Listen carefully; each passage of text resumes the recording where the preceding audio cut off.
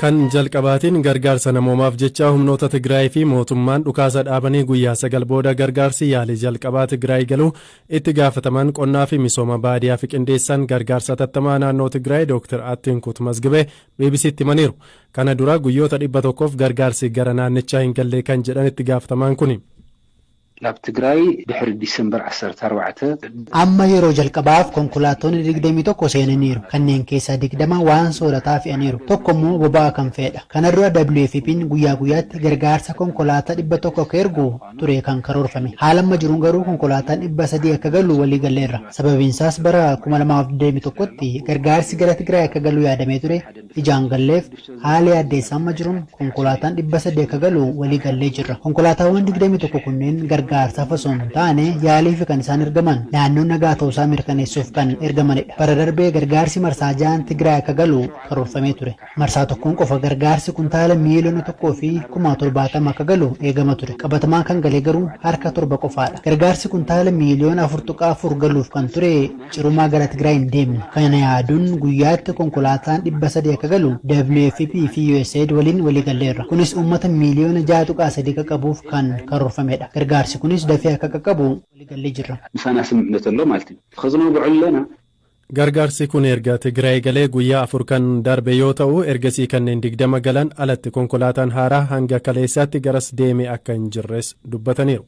Ab Tigraay amma alti haala amma jiruun guyyaatti nyaati gargaarsaa kuntaala 40,000 barbaada. Amma kan galee garuu kuntaala 3,000 qofa. Kun immoo homaa jechuun miti. Amma yoonaa gargaarsa samaraa jiru irraa konkolaataan ka'ee hin jiru. Amma achi ta'aniitu eeyyama eegaa jiru. Guyyaa kaleessaa konkolaataawwan 35 akka kaan hojjettoonni WFP nutti himanii turan. Amma garuu eeyyamni hin kennamne jedhan. Mootummaan federaalaa gargaarsi akka kennamu himus eeyyamallee kennuu hin dandeenye. Gama keenyaan konkolaataa tokkos haa ta'u kuntaala tokko qonqoo tokko nu bulcha jennee malee adeemsi isaa tasuma itti gaafatamummaan kan guutame miti. Konkolaataawwan danqaa tokko maleedha kan isaan dhaabachaa jiran. Gargaarsi gara Tigraay hin galle kun ifa ta'uu qaba. Dhaaboti gargaarsaa gargaarsa akka hin dhaqqabsiifneef gufuu tahaa jira. Addunyaan kana beekuu qaba. Abzi kullu alamuun kirdu allahu. Itti gaafatamaan kun guyyaatti konkolaataan gargaarsa 300 naannicha akka galu dhaabota gargaarsaa wajjin walii galameera jedhanillee gama mootummaa fi dhaabota kanaan hamma yoonaa ibsi kenname garuu hin jiru.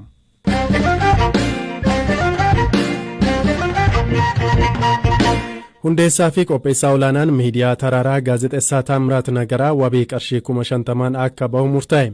Haati warraa Taamiraat Nagaraa Salaam Balaay manni murtii waliigalaa Oromiyaa murtoo kana akka har'a dabarsee fi kaffaltii barbaachisu xumuruu BBC'tti himaniiru. Oolmaa dhaddachaarraas haala kanaan dubbatu. Wabiidhaan akka bahudha kan murtaa'e. Har'a maallaqicha galchitee nagahee mana murtii galchitaa isaan ammoo waan barraa'u qabu barreessuun ragaalee siif kennuu naan jedhan. Nuyi waan nurraa eegamu barreessinee galchineerra. Manni murtii ammoo xalayaa mana sirreessaaf barreessee siif kennaa naan jedhaniiru. Kaffaltii barbaachisu kaffallee turre. Garuu har'a sa'a booda abbootiin seeraa waajjiran turre. Namni nuuf mallatteesse waan hin jirreef nama mallatteessu eegna jechuudha. Boor nu mallatteessu jennee abdanna. Taamiraatiin har'a argadheen ture. Fayyaa isaati xiinsammuudha. Fayyaadhaanis haala gaariirra jira. Abukaatoon isaa gaafa bitootessa 2 wabiidhaan akka bahuuf ture kan gaafate. Sana booda ammoo deebii abbaa alangaa dhaga'uuf gaafa bitootessa 8tti beellama qabatan. Ammas ragaalee hin ilaalle jechuun gaafa 13tti beellaman. Nunis gaafa beellamichaa deemnaan ammas galmee isaa hin ilaalle jechuun gaafa 15tti beellamani. Abbaan alangaa wabiidhaan akka hin baane murteessaa nu beeksiseera. Isaan garuu galmee qorannoo poolisii irra deebiin ilaaluu barbaanna jedhanii gaafa 20tti beellama qabatan. Galmicha ilaallee gaafa 27 murtee keenya isin beeksifnaa nuun jedhanii ture. Kanaaf har'a murtoo isaanii nu beeksisan. Amma erga hidhamee ji'a 4 guuteera. Dhumarratti kana dhagahuu kootti baay'ee gammadeera. Waaqayyoof haa galatu. Beellama jedhamaadha kan inni as ga'e. Manni murtii Oromiyaas himata irratti hin banne. Murtoo maleedha hanga kana kan ture. Garuu har'as murtoon kun darbuusaatti gammadeera. Dhimma ittaanu qabanneetiin dhedheeroon Itoophiyaa lamaan Nagahoo Jimaa fi Birhee Gaashuu yeroo jalqabaaf qaamaan wal arganii waliin dubbatan. Dargaggoo Nagahoo Jimaa dheerina isaa meetira 2 fi seentimeetira 25 ta'een nama dheeraa jedhamu miidiyaalee irratti erga mul'ateen booda ture gama naannoo Amaaraati. Namni Birhee Gaashuu jedhamu ammoo dheerinaan Itoophiyaa irraa tokkoffaan ana jechuun kan as bahe. Nagahoo Jimaa hojjaa isaa kanaaf beekamtiinis kennameeraaf. ofii erga namootni lamaan wal arganii miidiyaalee hawaasaa irratti eenyu caalasa jedhuuf namootni yaada isaanii qoodaa turan. Waa'ila koo maatii olaanaatu miira ture Nagahoo Jimaa waliin turtii taasise. Dhugaadhaani Birhaa Gaashuu jalqaba kana irratti argee miidiyaadhuma BBC kanatu gabaasuu ture jechuudha. Jalqaba achirratti argeen ture. Ergasiiti qaama illee duraan waliin beeknu jechuudha. Inni kan jiru naannoo Hawwiisanidha jechuudha. Ani immoo kan jiru as gara magaalaa Makiitii waan ta'eef kan durallee waliin beeknu ani kanan isa bare sooshaal miidiyaa irratti isa argee tureyyuu. Achirratti argee achi booda jechuudha namoonni baay'een eekeletu caalaa jechaa turan beektaa inni kun Nagahootu caaleedha inni kun Bireetu caala jechaa turan jechuudha walfalmii namoota baay'ee ture jechuudha. Ani kuni homaa yoo ta'e natti mul'anne ture yeroo sana jechuudha jalqabarratti. Na caalu si yoo hin caale fi dantaa koomisi dhimma koomisi jedhee homaa hin caale jedhee jechuudha maaliif kuni kennaa waaqaati waan ta'eef. Anillee innillee ijaarannee miti kan hojjaa kana arganne jechuudha. Gara magaalaa Finfinnee dhufee jira naan jedhinaan anis nama na caalu kana argachuun qabaa jedheen ariifadheen isa bira dhaqee jechuudha gara isaan nawaamanitti. Kaayoonni jaraa guddaan illee anaa fi isa wal bira qabanii dorgomsuutti fakkaata. Namooti dhedheeroon kun lamaan ennaa jalqaba wal argitan maal jettan wal bira dhaabbattanii wal safartan moo miira ture mee na yaadachiisi kaleessa? Wanti safarrii jedhu hin jiru ani beektaa indoomni kana duraan nama ofii walitti ilaaleen beeku beektaa nama ofuma gaditti ilaalaa ture. Nama ofii gaditti ilaalu kana arguun qaba jedhee manni ariifadhee dhaqe gaafan dhaqu akka dhaqe hin taane maali 250 jechaan ture akkamitti akkas ta'e jedheen beektaa waanii jedhee yaada biraa keessa galee ture jechuudha. Xiqqoo akkan mataan irra jirudha kan akka suura irratti jiru kana jechuudha. Innaa wal bira dhaabbattan eenyutu caalere? Baay'ee miti garuu xiqqoo dhuma isheen nan caalatti fakkaate xiqqoo caaleetan jira jechuudha. Akka isa caaltu amanee inni? Inni walumatti dhaabbanna miti ree maali amanuun isaa nafetteeti. Na caalu isaatti jechuun sila osoo na caalellee ani jechuun baay'ee natti tola ture beektaa maaliif yoo ta'e uumama waan ta'eef anis innis uumama waa hin kennedha waan ta'eef jechuun ani miira gammachuu wayii eegee tureyyuu gaafan isaa argu immoo akkas hin taane waan ta'eef xiqqoo natti dhagahame maal sobuun maaf barbaachisa jedheeni waan akkasii keessa seenee ture jechuudha. Dhuunfaadhaan wanni wajjin haasoftan maaltu jira? Atiif inni yaaduma wanni wajjin yaada wal jijjiirtan. Nagaa wal gaafachuudha kana dura akkan kennaa kenneefi turedha anillee kan dura kophee lama kenneefi beektan. Kana duraan kophee lama kenneefi innillee kennaa wayii gaabii wayii naa qabee dhufe kennaa sannaaf kennee jira innilleeni. Kan kanarraa walumaan taphachuu akkasumas walumaan bashannanuu tureyyuu iddoo itti waamamne riizortii haayileetti waamamne walumaan taphachuu walumaan bashannanuu ture malee wanti biraa wanti haaraa wanti ture hin jiru jechuudha. Kennaa kana kophee lama kanarra kan ergiteefati kan masiif namoonni sii bitan irra ergiteefi? Waanuma qabu raan qoodee kenneef beektaa gaafan viidiyoo isaa ilaalu baay'ee nama rarreeti. Miilli isaa akkasii haarratee tasarsee haarrateeti waan jedhe jennaan baay'ee nama rarree beektaa kophee lama ergeefi hanga argatutti jijjiirraallee hanga argatutti dheeni kophee lama ergeefi jarillee qabaniituma na geessan jechuudha isa bira innillee kennaa wayii kaleessaa kennaa gaabii wayii naa kennee dhufee jira jechuudha.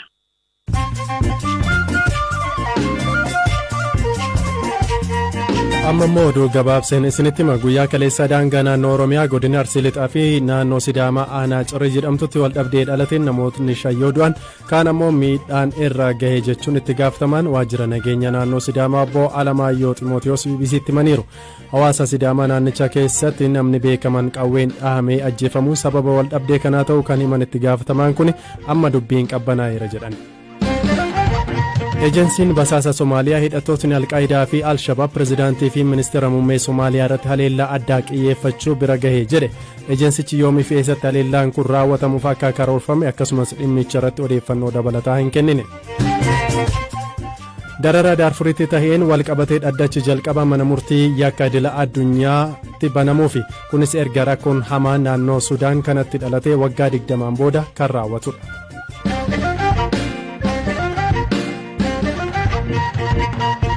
Komaander Tanaanyee Walduu godina Iluu Abbaa Booritti miseensa poolisii yoo ta'an ijoollummaa isaanii irraatii kaasuun fedhii fi jaalallee biqiltuu fi bosonaaf qaban guddaa ta'uu himan. Fedhii keessa isaanii jiru kana gara hojii qabatamaatti jijjiiranii waan keessi isaanii hawwu kan arguuf garuu qabiyyee lafaa dhabuu fi maallaqa dhabuun abjuu isaanii kana daangessee tureera. Komaander Tanaanyeen bara 2003 yeroo aangoo argatanii gara hoggansa mana sirreessaa godina Iluu Abbaa Booritti hojiitti jalqaban daandiin abjuu isaanii itti milkeessan akka saaqameef himan.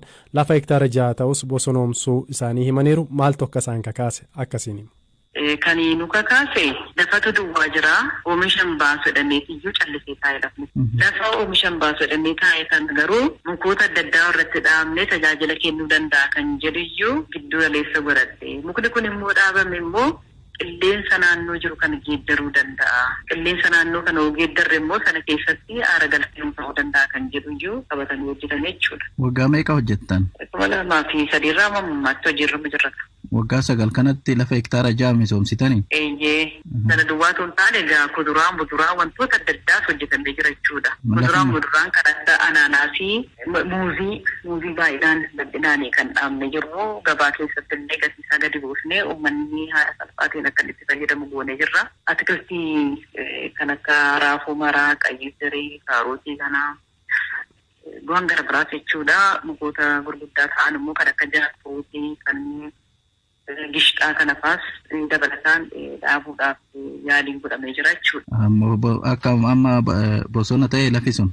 Bosona ta'ee jira. Bakka aara galfii ta'eera. Achi keessatti immoo masnaanyaan illee hojjetamee jira. Fakkeenyaaf amma lafa hektaara 11.25 irratti bakka bashannanaati kan hojjennee jirru jechuudha. Haroo namtolchee illee qopheessinee jirra. Haroo namtolchee hektaara 3 irratti jechuudha. Haroo namtolcheen kun immoo qurxummii keessatti galchinee qurxummii isaas tajaajila gabaatiif akka nu goonee jirra. Tajaajila jalbaatiif akka oolu goonee jirra. Haroo namtolchee kana wajjiniin immoo qabatee aadaa godinichaa kan ibsuu danda'u salganiluu kan jedhamus qopheessinee jirra. Galma isaa jira. Galma aadaa salganiluu qopheessinee jirra. Galma aadaa salganiluu kun immoo bakka haroo namtolchee kanatti illee fuula gadi garagalfatee yaa'u aadaa keenya keessatti kan beekamu Oromoon malkaa garagaleetii akka inni waaqeffatu yeroo waaqeffatu jiidha barbaada. Sunillee naannoo galantii keenya kanas akka inni argamu goonellee hojjetamee jira jechuudha.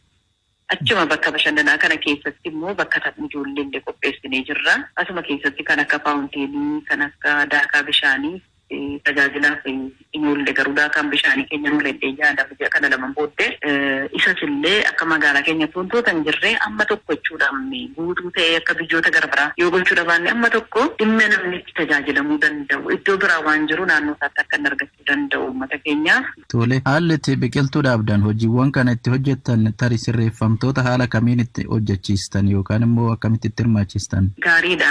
Sirreeffamaa seeraa kan itti hirmaachisne keessumattuu bosona mancaasanii kan gara mana keenyaatti galan jiru baay'inaani. Jalqaba jararratti hojjenne bosona mancaasuun sirrii kan hin taane kan barsiisuu danda'amu dhaabsisanii gatii ta'eedhaa fi jarri kun biqiltuu adda addaa akka dhaabanuu kootaan kennameefi akka isaan hojjetan goone jechuudha. Diizaayinii isaa ofii keenyaaf baasna.